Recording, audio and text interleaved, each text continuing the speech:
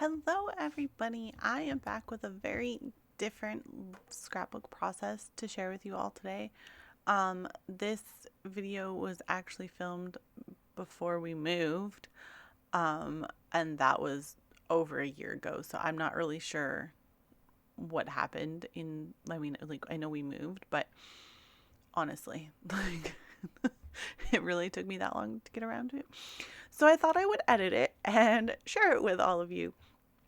Now, this is a different process for me. I thought I would give it a try and see how it worked.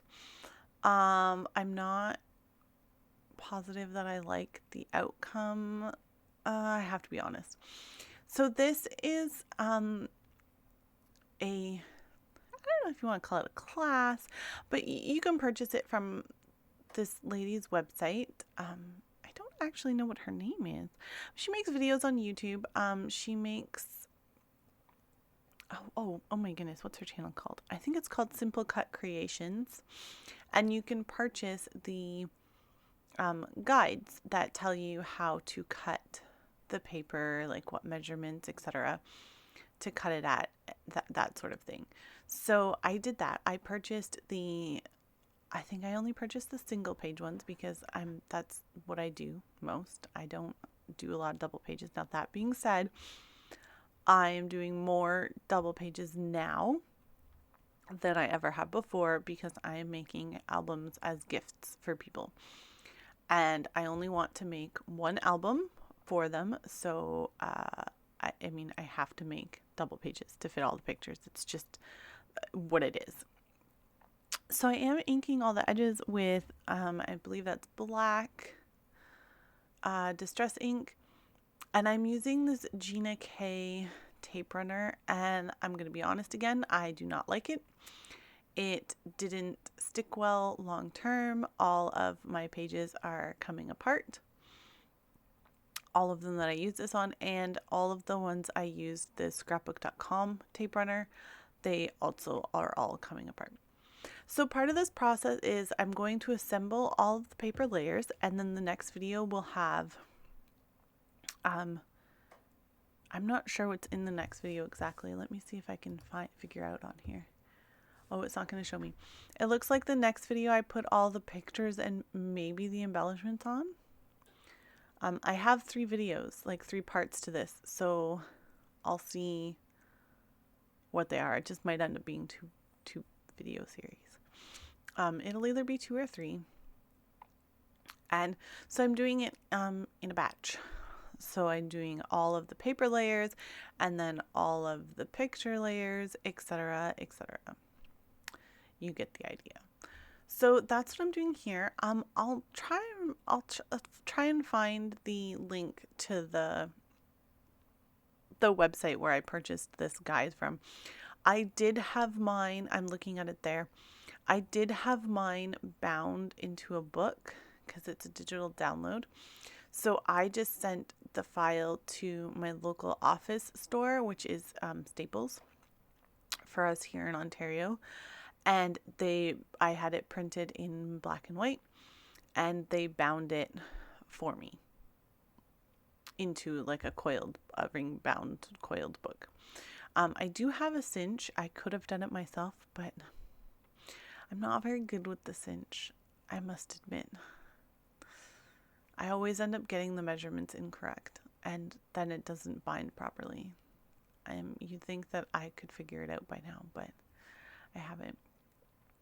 I'm fairly certain the paper that I'm using here is a mixture of Simple Stories and I'm not sure what that other paper is.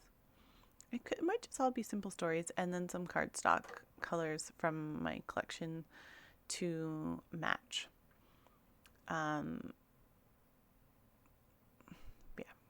So and if you do purchase the guide, I did change the placement of a lot of the photos because she likes to put them on really strong angles. I'm not a fan of that. Like small degrees of angle, absolutely not a problem.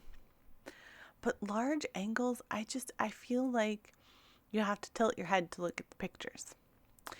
And if you're tilting your head to look at the pictures, it's really not an ideal situation. So I like either very tiny angles or straight. But yes, and I'm not inking the edges of all the papers, but where I've used the Close to My Heart cardstock, it has a white core.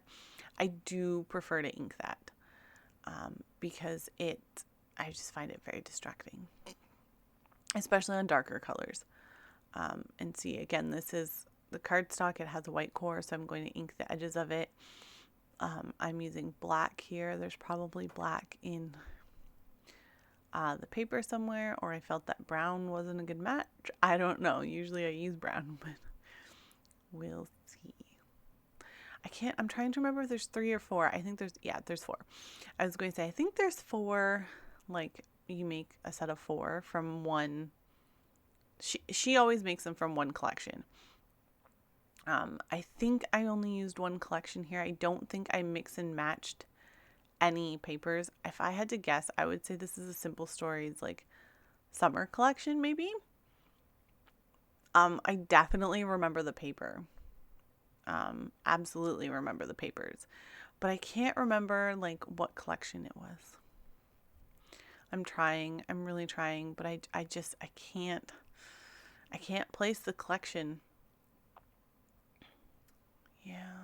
I feel like it was like summertime something. Well, if I ever remember, I'll let you know. I promise. But currently I can't place it. So if this is something that you're interested in, it is, I guess, kind of like an easy way of scrapbooking. Like it takes the guesswork out of it for you. You get the measurements, you get the placement of things, like, oh, I'm going to use this collection pack and get at least 4 layouts from it, sort of thing. I think it would be a great thing to bring to crops, and you could get so much scrapbooking done, especially if you did a little bit of pre-planning.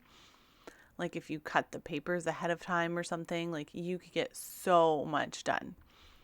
But yeah. I'm switching the placement of the photos because I didn't like that it was, I like the balance better this way.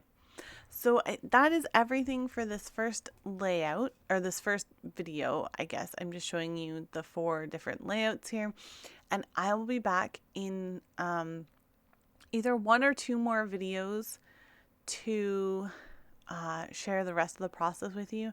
I think I'm telling you here that I'm going to go around the edges with washi tape to keep the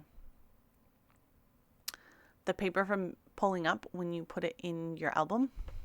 Like when you slide it into the page protectors, that edge will get caught.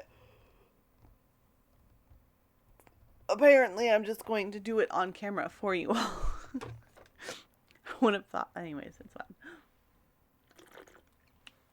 I can't tell you what 1 year ago me was thinking, so that's fine. But if you do gut your papers like this, I would strongly recommend putting washi tape on the backs like this. It will get caught on the page protector otherwise. I just find it annoying.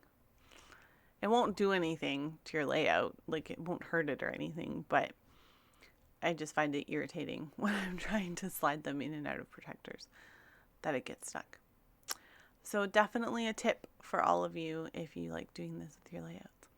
So thank you all for watching. Please like and subscribe to my channel, and I will be back with the next video you see will be the second part of this and or third part, depending on what I find. And I will see you soon. Bye, guys.